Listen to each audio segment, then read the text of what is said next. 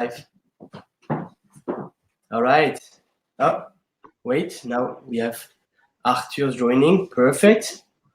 So, guys, well, obviously, thank you everyone for tuning in, and welcome to today's webinar.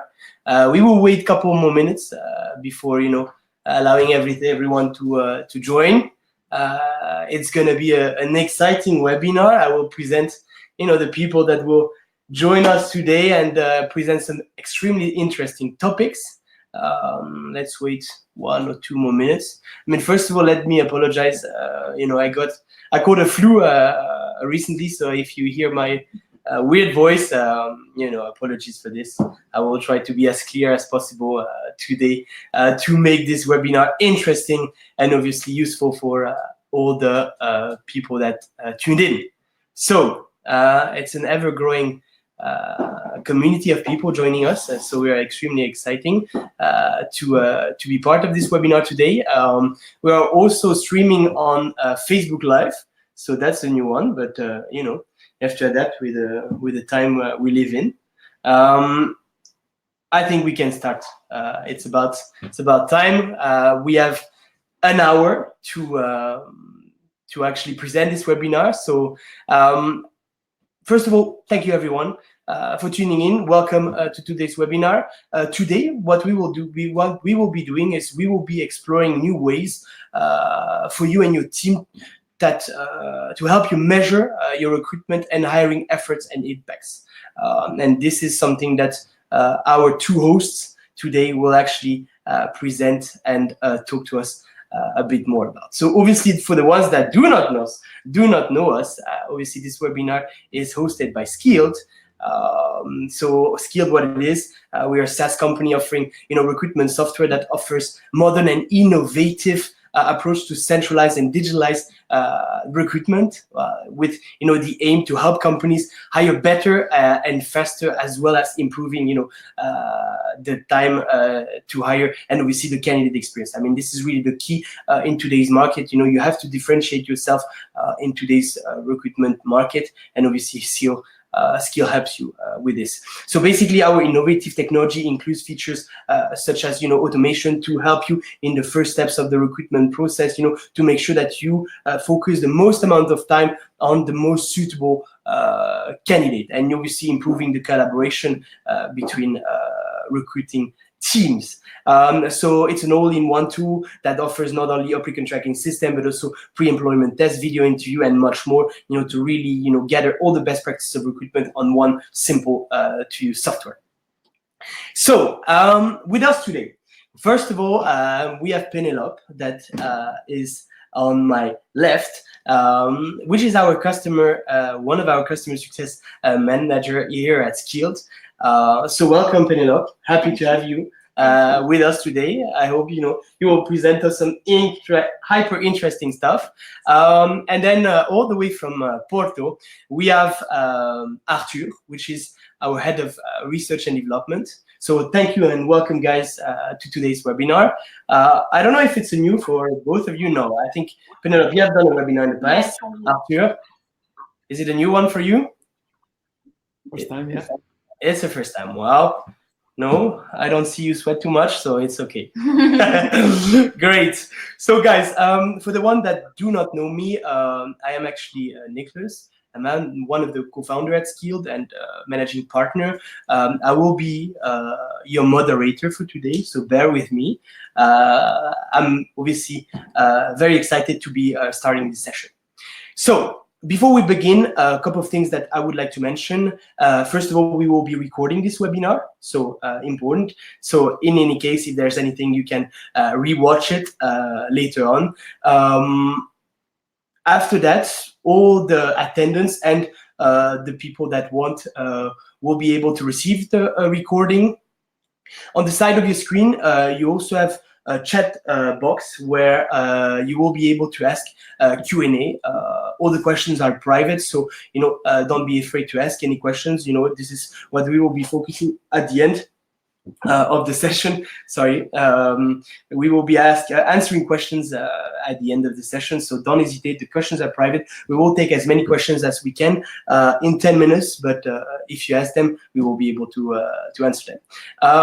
And obviously, if the questions are not answering at the end, don't hesitate. You can always reach out to us. And obviously, the last point is we are using a hashtag skilled webinar on social media. So don't hesitate to use it on your personal social media to tell the world that you're actually participating to one of our webinars. So yes. So obviously, you have seen us, Nicholas, Penelope, Arthur. Couple of points I wanted to mention. So, I mean, just to jumping into recruitment metrics, obviously a must-have in a data-driven culture. But if we think about the past, recruiters relied on intuition and gut feeling to decide who to hire and hire the top talent. However, with business data more readily available than ever, more and more HR professionals are now looking at incorporating more recruitment analytics and so-called recruitment metrics into their everyday decision, right? So, Penelope, I would like to ask you, could you please tell us what recruitment metrics are now exactly, what recruitment metrics are exactly, and why it's so important for HR team nowadays to analyze and track these metrics? Sure. So recruitment metrics are measurements, first of all, used to track hiring success and optimize the process of candidates for a company. Okay. So when you use correctly, these metrics enable you to evaluate the recruiting process and if the company also is hiring the right people. So why it matters also. So as today's recruiters find themselves in a highly digital competitive landscape, a data-driven approach is a must. Especially if you really want to efficiently and consistently hire the best talents. So then right, and often also, analytics in recruitment can bring dramatic results for the quality of your hires and your recruitment process in general. So we also did some researches, and one from PwC, which mentions that HR costs represent around 28% of a company total expenses on average. This is why it is getting more and more important for companies to track this metric and to calculate recruitment metric in general to demonstrate also the return on investment. Okay, great. So obviously, thank you, Penelope. Now, there are a lot of metrics for HR teams to track. I mean, however, today we will only discuss about 5 recruitment metrics that every recruiter should be tracking. Obviously, before we start, it's important to say that no one size fits all. This is something that we are giving you insights on. However, you should be adapting your own KPIs to your recruitment process, and this is really something that is important. So, what, Penelope, if you can talk to us and tell us about those 5 recruitment metrics that organizations should be using. But again, keeping in mind that this is not all size fits all. So, it's only indication of what you're able to do, but you should go and do an in-depth analysis of what are the recruitment metrics that matters the most for your organization. Yes, exactly. So let's start. So the 5 recruitment metrics that every company should use, but may not consider. So first of all, the time to hire. So the time to hire is one of the most standard measurements within your recruitment process. So it's intended to give your team a good indication of how long it takes between the start of the recruitment process and when a candidate is ready to start working. So the time to hire metric is about tracking the speed with which good candidates move within your hiring process once they have been sourced or once they have applied in general. So basically, why it is important to track this measure.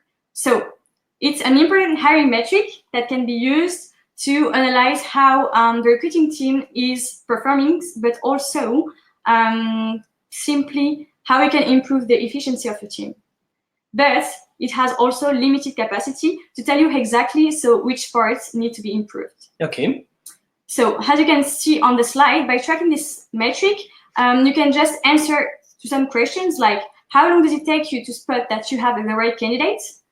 How fast do you move when you find the right person? And how efficient are your hiring teams? Last question, how quickly do they make decisions? Okay. So just to give you an example and an idea of what I'm saying. So according to Statista, in 2018, the average time to hire a job applicant was estimated to 38 days compared to 41 days in 2015. So then you can just track yours and compare it. Okay, yeah. So in a couple of years, we really see this time to hire decreasing. We see, it might be dependent on the fact that the pressure on recruitment teams to hire faster is more important than ever. With this war of talent. Interesting. Exactly. So keep in mind, to the recruiters out there, those are the KPIs that you should measure, and keep in mind that in the back of your head, obviously every company is different, every industry is different, but this 38 days should be an indication of how fast you should be hiring the people you interview and go through the process of the hiring process. Completely. So then you might wonder how you can measure this metric. So I'm gonna show you. So it's quite easy to calculate this metric. So let's imagine that you open a job and it will be day 1. Then if your best candidate applies on day 6 and that your job offer has been accepted on day 20, then you just have to do, so 20 less 6, that means 14 days to hire. So many companies in general start counting from the moment a job is published. However, the end date can depend. So it can be when an offer is made, when an offer is accepted, or the first day the candidate is ready to start working. So then, how can you improve this metric? So, considering most talented people are off the market in 10 days, the shorter time you hire, the better it is. So how can you optimize this hiring timeline? So the first thing to do is to break down your hiring process. So you can just measure how much time it took to move candidates from one stage to another one. That way you can discover if your hiring time spends much more time on a particular phase or not. Then you have also, you also need to calculate the time to hire per team. Because if there is one specific team that inflated your average time to hire, then you can just discuss and talk with the hiring managers, and you can also discover the cause. Then you also have the talent pipeline. So just to explain you, talent pipelines are groups of candidates you have screened and engaged before you open a new job. So when you have a vacancy, you can directly contact these candidates instead of waiting for their applications to come. So just to give you an example with Skilled, so you are able to do so with our database, because you are able to do some searches with different tags, education, experience, and so on, in order to identify the best candidates, even before opening a new job. Then you can also use templates. So basically, templates can help you to send some emails more quickly. Why? Because first of all, it can shorten the time you spend on communicating with candidates. So if you need, for instance, to send an email to schedule a face-to-face interview, but also it will also reduce the time to hire. So for instance, once again, with Skilled, you can also send some invitation which are very personalized with different variables. So first name, last name, then you are sure that everybody gets an answer and that the email is personalized. Yeah. The last point is to use an applicant tracking system. So why? Because it supports communication between candidates, but also between the recruiters and hiring teams. So it can reduce the time you spend on administrative tasks, but it can also help you to track metrics and post jobs on different job boards. So just to give you an example, well, some studies also show that 86% of recruiting professionals say that using an ATS has helped them to hire faster. Okay, great. Interesting stuff, Penelope. A lot of great elements to share with our audience today. Can you maybe talk to us about the second important metric that recruitment teams should be monitoring? Sure. So the second metric is the cost per hire. So just to explain you what it is, the cost per hire is the average amount of money you spend to make a new hire. So it can include all costs related to recruitment, such as the purchase of equipment, onboarding, administrative tasks, and so on.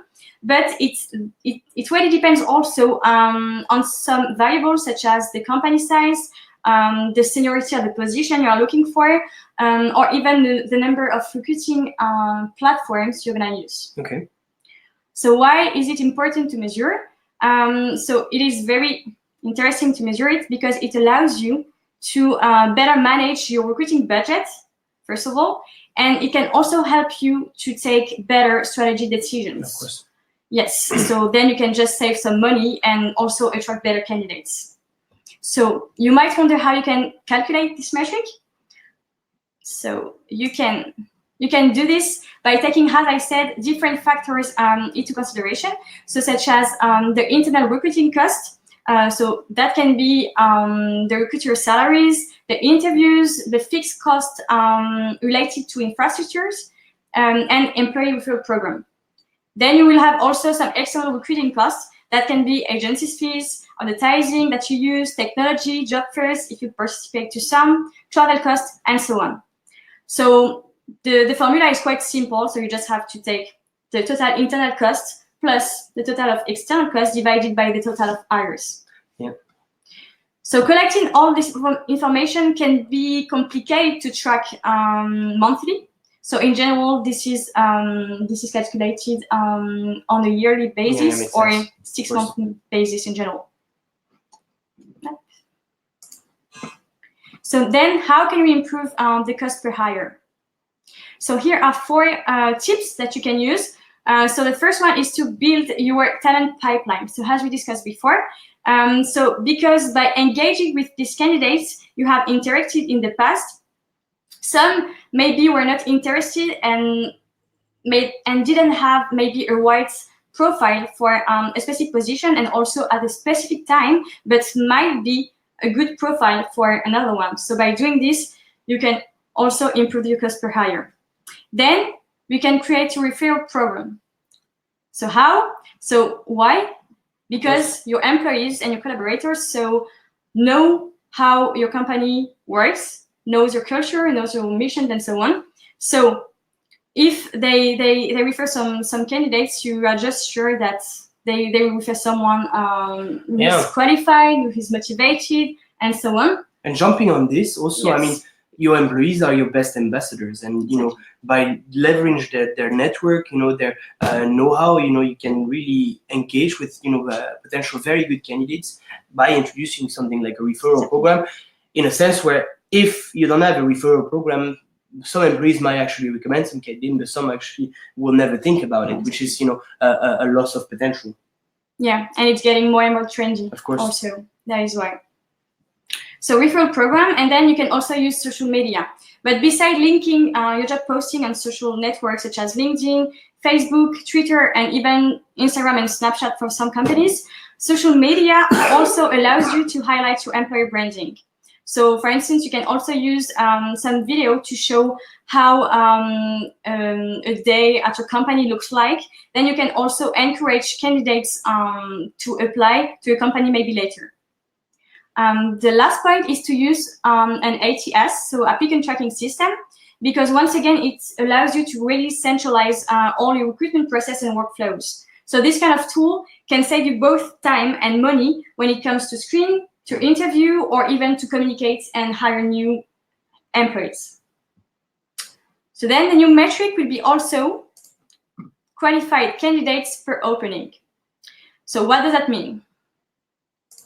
We define qualified candidates as anyone who passed the application review stage and moves on the first step in our interview process. So which is usually a phone call interview. So this specific KPI is really important because it's more meaningful than just the number of applications received. So in other words, it tells you how many candidates are worth talking to. Of course. So if you take skill into consideration, so this step is already done, let's say, with our algorithm, because when you receive candidates, you already know if they have a good rating, such as great, good, low, average, and so on. So when you have the list of your candidates, you directly know from which candidates you need to go first, and then you can also invite them for a phone call interview, for instance, if this is your first step. So why this is important to measure? So it is important simply because companies can implement new processes based on results. So by doing this, if the number of qualified candidates is low, they can just define new recruitment strategies in order to maximize the number per role. So by analyzing this metric, you can also filter qualified candidates by sources. So by sources, I mean that can be job boards, referral, internal, agencies, and so on, which will enable you to analyze which channel is providing you the most qualified one. This way, you know also where to put your recruiting and marketing efforts as well. So according to some researches, companies should try to achieve 75% rate for qualified candidates per opening. Okay. So then you can also calculate yours and compare it. So how to calculate it? Once again, it's quite simple. So you just have to take the number of people selected for an interview and to divide this number by the number of candidates presenting to the hiring manager. So if we have a look at the number of qualified candidates per hire in Europe, so researchers have shown that overall the number is estimated at 21. So once again, it's an overall, it's an overview. It really depends on the job you're gonna open. If this is in general a job where you receive many applications, or if you are looking for specific skills, specific diploma, and so on. But in this case, it is 21. So how can you improve it? So first, your sourcing or advertising methods have a real impact on the number of qualified candidates you get for each role. But here are just a few things to explain you how you can also increase this number. So the first thing is to make sure recruiters understand the roles they are hiring for. Because that can happen that recruiters and hiring managers have different takes on job requirements. So just make sure that you communicate clearly by asking hiring managers to clarify. Then you can also review your sourcing methods. So expand your search for passive candidates to different also social networks. And also very important to write effective job description. Why? Because job descriptions that are vague might not attract some candidates. So if we take skilled as an example, in general we have the company description. So to explain more about the company, the culture, and so on. Then it can also give an idea to the candidates, because if he's going on the job board, he can see many companies. So at least you can have a brief description. Then we have the role description to explain what is expected from the candidate. And then we have the must-have. So once again, there we can ask some things like a bachelor's degree, French and English as mandatory, and so on. And then once again, we offer section, which can be interesting to attract some candidates, because if they see that there is a great work environment, that they have also an attractive salary, something like this, sometimes they can also motivate some candidates to apply. The last point is to reallocate your budget. So if you track your qualified candidates per source, you can see which channel brings the most qualified candidates. So if you need to reinforce your pipeline, you just have to invest more in the channel you know it's working well. So just to give you a small tip, so researchers have shown that companies that do invest in employer branding are 3 times more likely to make a qualified hire. Okay. Then we go to the another metric, which is sourcing channel effectiveness. So sourcing channel effectiveness simply refers to the effectiveness of the different job boards or media you use to advertise your job openings. So this metric tells a company which channels are working and maybe also which channels needs to be reconsidered. So why it is important to track? simply because in general there are hundreds and hundreds of options for sourcing candidates. So it really depends on your industry, on the job you are looking for, and also on your specific organization, because some sources might be more effective than others, obviously. So once you know which channel provide you the most number of applications, you can start also looking at which channel provide you the best qualified candidates. So that's why it's very important, because you can also measure your return on investment. As in general, job boards are cost. Of course. So this hiring metric can be tracked by tagging each candidate with submitting their hiring process with a tag, such as LinkedIn, employee referral, internal, Facebook, and so on. But at least you can then look at successful hires, and then you can assess which acquisition channel have resulted in the best quality hires. So how can you calculate this metric? So you just have to take the total number of applications via this channel and to divide this number by the total numbers of hires per channel. So if you take different, let me know. I have a question, because I mean, if we think this through, instead, to really have a number on sourcing channel effectiveness, instead of taking the total number of application via channel, I mean, it would be interesting to know the total number of qualified applicant per channel, because there is a metric that really makes sense, because you can have some channels that brings you tons of candidates, but at the end the quality is not there, and we should always aim better for better quality and not higher quantities. Absolutely. And this is really something. So my 2 cents on this would be actually to go even further in this metric than actually take the total number of qualified applicant via channel. So you really have like 2 different metrics, volume and quality. Yeah, also. Great. Thank you for agreeing with me. Also. Thank you, Nicola, for your feedback. So then, just to explain you also, so what are the most effective sources of hires? So taking once again into consideration job boards, referral, internal, and so on. So internal hires, referrals, and custom campaigns have a much higher percentage of hires when compare this to the overall hired across all sources. So why? Only because internal hiring, for instance, are 6 times more effective.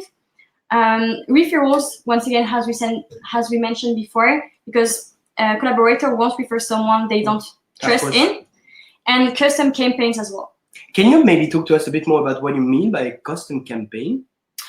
So it can include also, as it's mentioned, personalized email and social campaigns in general. Okay, great. So how can you improve it? So first, the first thing to do is to determine what a source is. So if you want to make a study by job board, so that can be job board 1, job board 2, or if you want to mix both sources, so job board, internal, agency, referrals, and so on. But then how can you also collect all this data? So the first thing to do, I would say, is to use surveys. A common method to really get data is to ask a relevant question, such as, how did you find out about this position on job applications? So for instance, with Skilled, we let the possibility to recruiters to add additional questions at the end of the application. Then you can also maximize your applicant tracking system. So your ATS, if possible, records the source a candidate entered your pipeline from, and if not, at least the number of clicks which have been made on different job boards you used. Then you can also examine web analytics. So what do I mean by this? So marketing platforms can also help you to track candidate engagement across channels. So you can just assign UTM codes to your job ads when you post them on different job boards. And then you can just use Google Analytics to track how much traffic each posting brings in.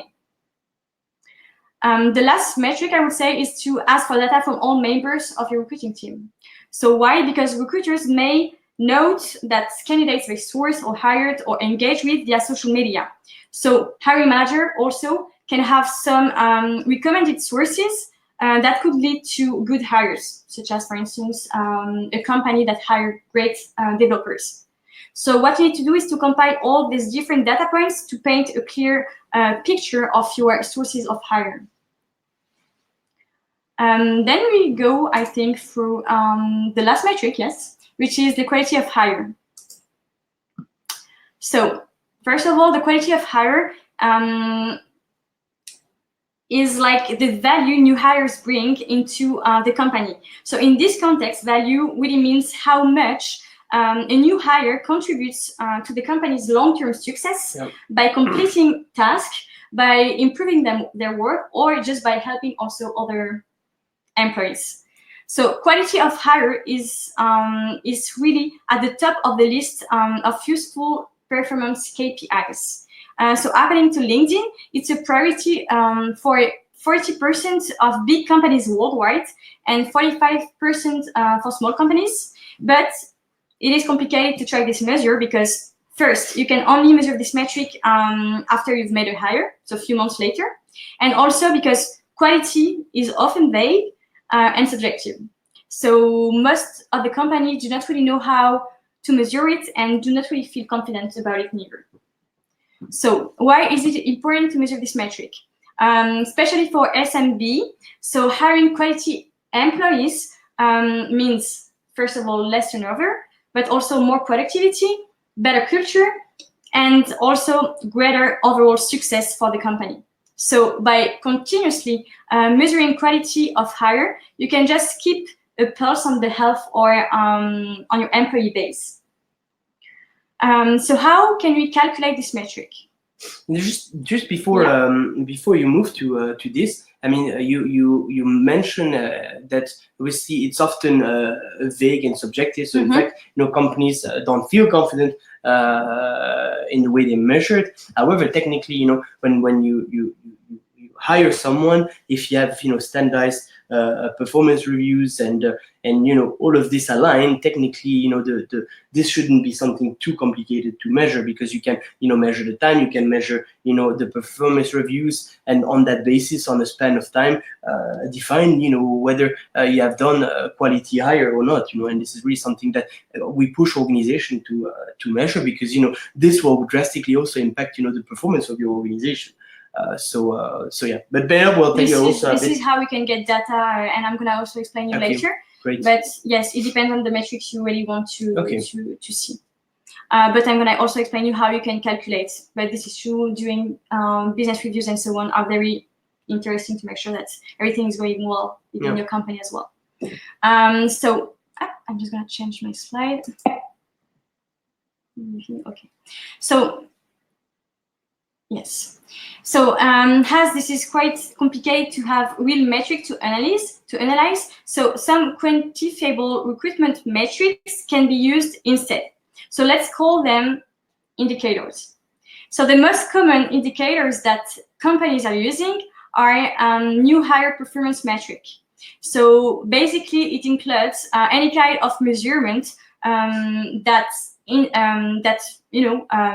indicates that an employee is working well. So it can be, for instance, that this person achieved X rates of customer satisfaction ratings, for instance. Then you have the turnover and retention metrics. So basically, they give you an indication on the good fit of the new hire. Then we have the hiring manager satisfaction rating. So basically, they show how impressed hiring managers are with the quality of the company hiring process. And the last, not the last one, percentage of new hires who were promoted. So this one is quite easy to calculate. And the ramp up time. So basically, this is the time it takes for a new hire to reach the full productivity compared with the average in general. So once you have your indicators in mind, you are able to calculate the quality of hire for a new candidate. So just to give you an example, because it might not sound very clear. So let's take an example. we have here, so QOH is equal to PR plus HP plus HR divided by N. Okay, so let's get into math. Yes, no, it's quite easy to calculate. So let's say that PR is the average job performance of new hires. So it will be job performance. Then you have HP. So that means that this is productivity of a new hire. Then you have the HR retention rate after a year. So once again, it really depends on the indicators you want to use. So we can really do it accordingly to your own needs. So you just have to take all of these numbers and divide by the number of indicators. So in this case, it would be 3. So if you just make some researches, so there is some business reviews with the hiring manager and so on, and that you succeed getting all these results. If you take an example, that would be 80% plus 70% plus 90% divided by 3. Then you will have a quality of hire which will be equal to 80%. Which is good. Which is good. Okay. But here, we talk about obviously retention rate after a year, but we also encourage people to measure this on an annual basis, and the longer the people are staying, the better. So Exactly. to take into consideration. Completely. So then, just a few tips to how you can also improve your quality of hire. So the first thing to do is to align with leaderships to define the factors that make a quality hire in the company. First thing to do. And then when you hire, just make sure that that sounds obvious, but that the candidate is really interested in working for your company and also in the role he applies for. And then that this candidate is a good fit for the company in terms of culture. So if I go back on skilled in general, this is also an interesting thing because in general, if you use the video interview, so you already know the motivation of the candidates, and you also know if it will be a good fit for the company because we also offer a personality test to analyze all of this measures. Great. Well, Penelope, this is some insightful information. I hope everyone is still following with us. Your full power today. So happy that you have shared that with us.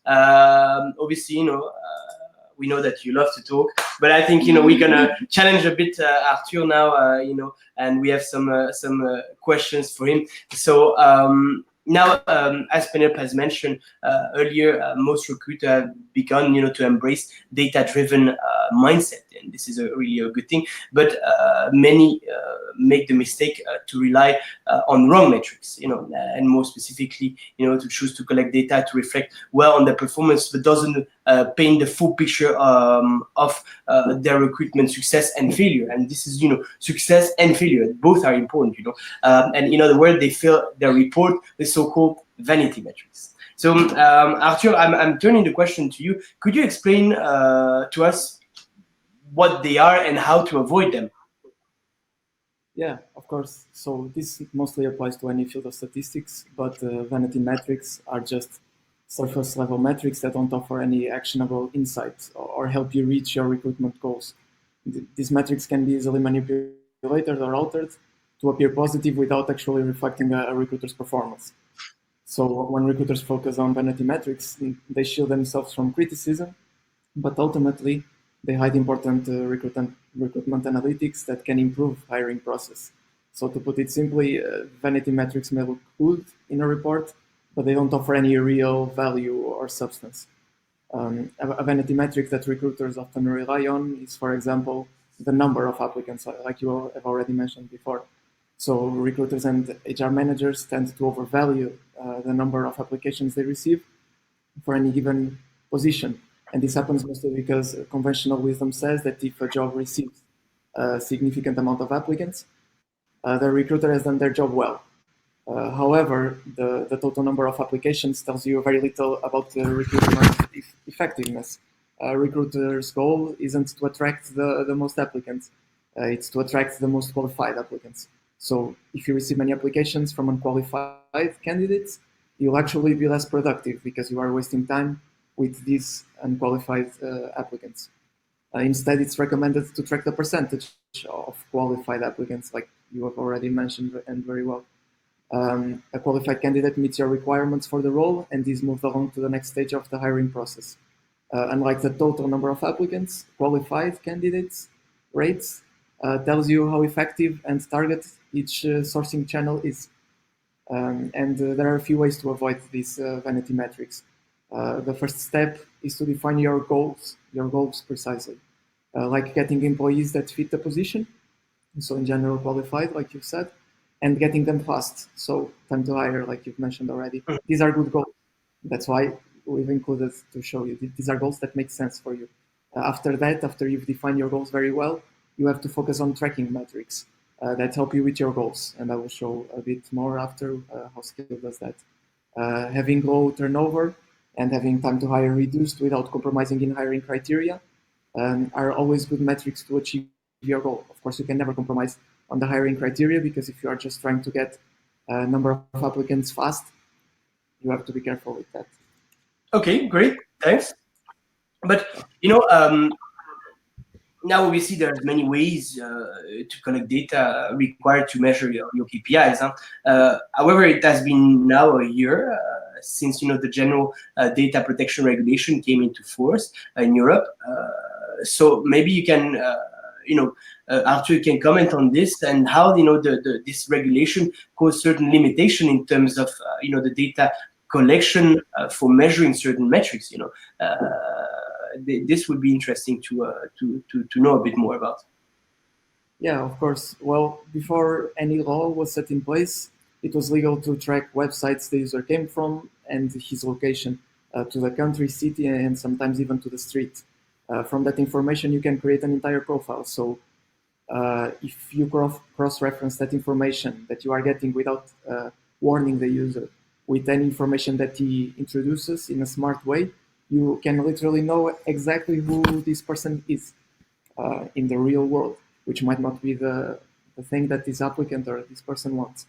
In terms of the GDPR, it's of course now the most comprehensive document ever created concerning user data protection policies, and also security by design and security by default patterns. Despite that, it's important to mention that it's both not the first to affect the data of the user and not the only one that is in effect nowadays. Another major legislation is, for example, the cookie law. So this is not that complicated as long as you keep in mind the people. So you have to put yourself in the perspective of you as a user, because most of the time we as people are using platforms and not creating them. Yeah. So if you keep that in mind, you can legally track all the information you need to improve your software. As long as you don't inject cookies and you don't keep personally identifiable information, which is a very common term in the GDPR legislation, PIIs, you are pretty much good to record anything. And now comes the hard part for us, because as an ATS, we get it harder than other software providers. For example, if I don't give you my name or my contact information, you can still find me, because I am giving you my school, my experience, my skills. So that's also information that makes me personally identifiable. So another thing that comes a lot with the GDPR and people that have to implement it in their software is the anonymization of this personally identifiable information. And it's not as simple as it might look in the beginning, because of these metrics that I've said before. If you have the school of someone or just the address, that's probably enough to know who this person is. It's personally identifiable. And this is also very hard to anonymize if you are a hospital or any other health-related facilities, because you do have a lot of information on these people. That's why one of Skilled's strongest components is the compliance, because finding a truly GDPR compliant software in 2019 is still a challenge, ATS or otherwise. Even regulators and certification entities struggle in setting standards for compliance. That's why a truly European Union GDPR certification entity is not yet as common as ISO 9001 or ISO 27001. Okay. I hope it will be in the near future. Okay, thanks Arthur for this insight. Now, something that would be interesting for us to know is, how an ATS can help you in tracking and measuring the metrics and the KPIs. If you can talk to us more about this. Sure. So most recruitment metrics are easy to calculate, as Penelope has shown already as well. But they are just pretty hard to keep track of. But like most things that are data-driven, there are tools to help you along the way. The first step, however, is to determine what kind of data you need to monitor. Then you could invest time and money into an applicant tracking system to help you track your preferred metrics automatically via recruiting metrics dashboard, and then that can also generate reports. Here at Skill, we offer an ATS that includes a powerful and easy to use reporting and analytics functionality that makes it easier for HR professionals to keep track of their KPIs. So what you are seeing right now is Skill's KPI dashboard. We do allow a various number of what we call metrics. These are your KPIs here. There are various metric types that you can see there, but you are not isolated. Like you can see on this slide, the first 3 metrics here are basically the same metric type, which is the number of applicants that you are getting. And then the rest that comes are filters. So applicants in the past 7 days, 30 days, and a year. Okay. So you choose that. And then down here, you have various amount of filters, and you can create unlimited KPIs that you will need for this. So maybe you want one that, for example, the range there is 7 days, and you want another that is 30 and another that is 1 year. We are not limiting you there, so you have a lot of flexibility in what you want. You can do it per job. You can select only the qualified applicants. That's what we call stages there. And that's what might be very interesting for you, because these are the applicants that are actually valuable for your recruitment. And you can also track them by the step that they are currently in the process. There are various types of metrics. You have pie charts or horizontal bars, and that depends on what you are trying to track here. We have applicants over time there. In this case, we are showing the past 3 weeks, but this can adjust to a year or to 6 months, however you want. And then another very important thing on a KPI dashboard is exporting this, because you might want to use it on your own or change something. So we allow you to export as an image or as a spreadsheet in CSV formats that can be opened by an Excel or some other spreadsheet software. And not only that, but we also allow you to print everything as a PDF.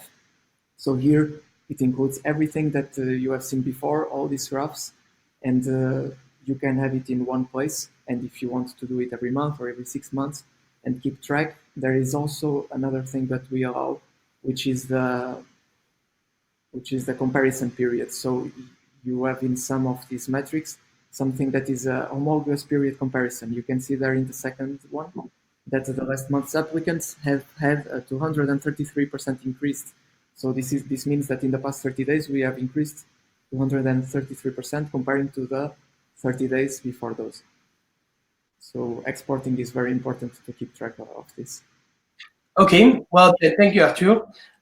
So now, obviously, looking at the recruiters behind the screen here, I mean, what we want to tell you is also it's your turn to take the gut feeling out of the decision making process and take your reporting and ultimately results to the next level. You have to first, utilize what you have, set clear objectives, and define metrics, and act from there. I think this is really something that the message that we want to transmit. This is really the key to make not only a recruitment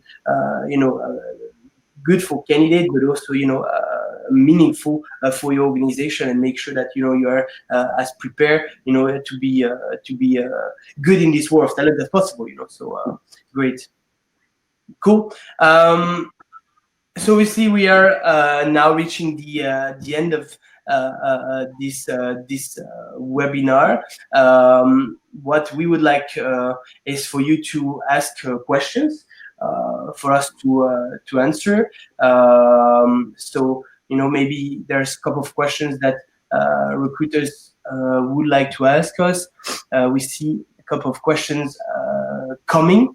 Let me take one. Maybe this is something that we can ask Penelope. If you could talk to us about, what would you say that most HR teams track / measure KPIs metrics? This is something that you could comment in.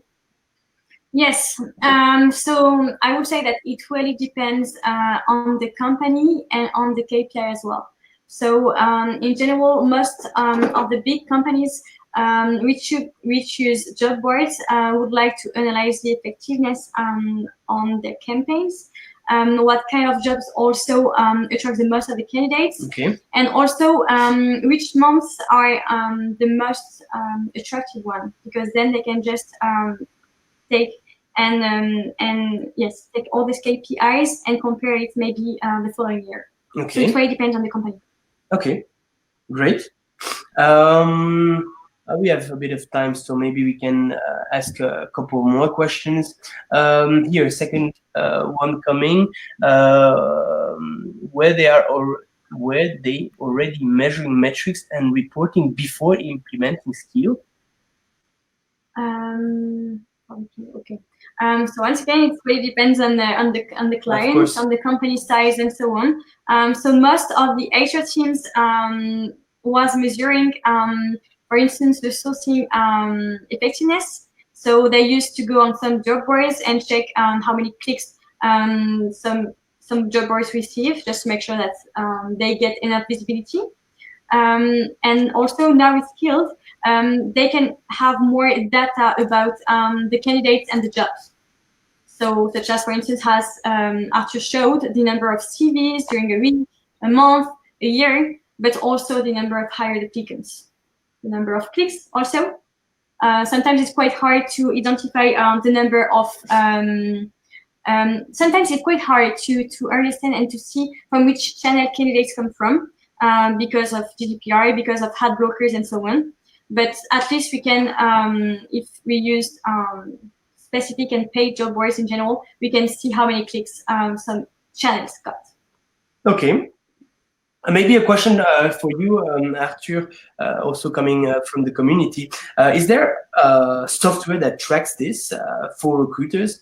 Or how are we tracking this? I mean, talking about metrics and how presenting it to stakeholders. Maybe you can reinforce that, because the person mentioned Excel maybe, but are there any other ways? Yeah, sure. I mean, there's definitely some softwares that do this on their own, but as always, we try to be a all-in-one solution. And I can show you that one of the ways that we export is as a spreadsheet. You can see it on there. Okay. So you can download your metrics and present them in the way that you prefer. That's why we allow it to be as a spreadsheet. We'll give you all the data and in a well-formatted fashion, and you can create the graphs in a way that you deem reasonable to present to investors. If you want to just download the entire thing as a PDF and present it, it's also in a very well-formatted fashion that you can present. Okay, interesting. That's pretty much the questions we got from the audience. Obviously, I hope we were as clear as possible to all the people listening. We are always available, to be answering those questions. If after watching this webinar or thinking about something, you can reach out to us, and we will be more than happy to answer those questions. Obviously, thank you very much to Penelope, first of all, and Arthur, secondly, for joining me today in this webinar. It was great, and we hope the people out there learned very much things. We will be now sending also a small survey at the end, so don't hesitate to share what you thought about it. The feedback is always important. We try to give as much as possible to the community, but don't hesitate to give you true and honest feedback. This helps us to improve and becoming better at this exercise and being as insightful as possible. So we would like to thank you everyone for this amazing hour spent with us. We will obviously inform you about the next one coming in, and thank you very much.